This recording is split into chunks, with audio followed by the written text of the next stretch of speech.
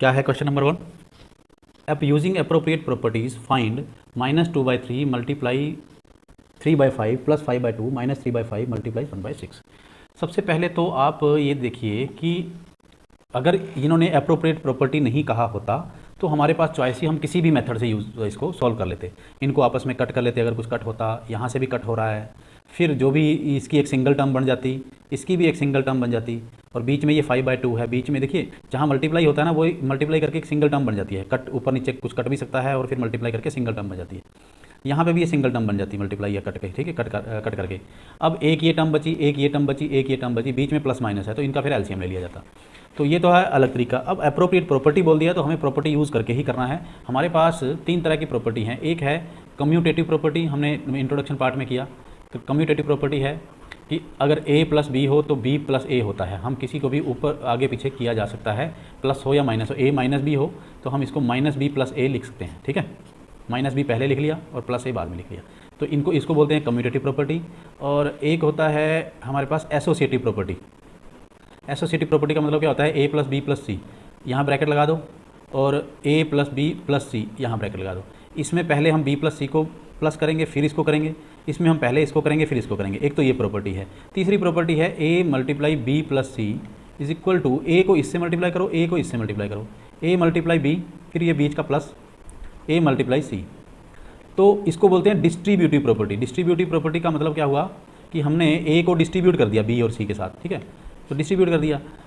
यहाँ पे अब हम इन प्रॉपर्टी को ऐसे भी यूज़ कर सकते हैं, ऐसे भी यूज़ कर सकते हैं। अब हमें यहाँ पे ये चीज़ दिख रही है, यहाँ पे इस क्वेश्चन में देखिए ध्यान से, एक है ये टर्म और एक है ये टर्म, इन दोनों में 3/5 कॉमन है, ठीक है।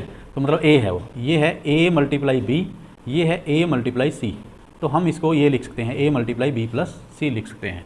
तो हम पहले तो इन दोनों टर्म्स को इकट्ठा करेंगे, एक दूसरे के पास करेंगे। -2/3 मल्टीप्लाई 3/5, इसको बाद में लिखेंगे, इसको पहले लिखेंगे। -3/5 मल्टीप्लाई 1/6 प्लस 5/2।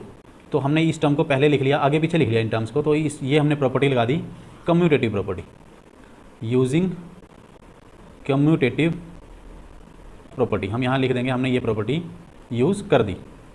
अब आप इन दोनों में से 3/5 बाहर ले सकते हैं। माइनस भी है दोनों में, माइनस भी ले सकते हैं बाहर, अगर नहीं माइनस लेंगे तब भी कोई प्रॉब्लम नहीं है। तो ये आ जाएगा 3/5 बाहर, अंदर -2/3 बचा, और यहाँ से बचा 1/6, वो भी माइनस का, ठीक है, 1/6 प्लस 5/2। माइनस भी बाहर ले सकते हैं, मैं आपको बता रहा हूँ, यहाँ -3/5 होता तो बीच में दोनों प्लस हो जाते, ठीक है। ये आ गया यूजिंग डिस्ट्रीब्यूटिव प्रॉपर्टी, ठीक है। अब हमने क्या करना है, इन दोनों का लेना है एलसीएम। 3/5 अंदर आ गया, 3 और 6 का एलसीएम 6। एलसीएम को पहले डिनोमिनेटर से डिवाइड करते हैं, 2 को ऊपर नोमिनेटर से मल्टीप्लाई -4, -6 को 6 से डिवाइड 1 को 1 से multiply 1 plus 5/2 as it is आ जाएगा, ठीक है। यहाँ से ये रफ वर्क है, ठीक है। अब नेक्स्ट आ गया 3/5 इंटू -5/6, ये आ गया 3/5, ब्रैकेट के अंदर आ गया -5/6, यही था -5/6, और साथ में आ गया 5/2 प्लस, ठीक है। अब इसको 3/5 मल्टीप्लाई -5/6 लिखा जा सकता है, और प्लस 5/2 ये अलग है। ये इन दोनों में मल्टीप्लाई है, तो इनको अगर कट सकते हो ऊपर नीचे तो काट दीजिए, 5 जा 5 जा, ठीक है। तो यहाँ से सारा आया -1 ऊपर नीचे 2 प्लस 5/2। तो जब ये नीचे डिनोमिनेटर सेम हो तो एलसीएम लेने की भी ज़रूरत नहीं होती है, लेना हो तो ले लीजिए। 2 और 2 का एलसीएम 2, ऊपर आएगा -1 प्लस 5। अब ये आ जाएगा -1 प्लस 5, बड़े में से छोटा माइनस कीजिए, साइन बढ़ेगा, 4/2 इज इक्वल टू 2 आंसर, ठीक है। ये आ गया क्वेश्चन फर्स्ट का फर्स्ट पार्ट, ये खत्म होता है यहाँ से। अब आता है सेकंड पार्ट फर्स्ट क्वेश्चन का, using appropriate property find 2/5 multiply -3/7 -1/6 multiply 3/2 plus 1/4 multiply 2/5। यहाँ से भी आप देखेंगे कि एक ये टर्म है, एक ये टर्म है और एक ये टर्म है। पहली और तीसरी टर्म में 2/5 है, तो आप पहली और तीसरी टर्म को कम्यूटेटिव प्रॉपर्टी लगा के पास पास लिख सकते हैं। ये हो गया, फिर तीसरी टर्म ले लीजिए, फिर ये दूसरी टर्म लिख दीजिए।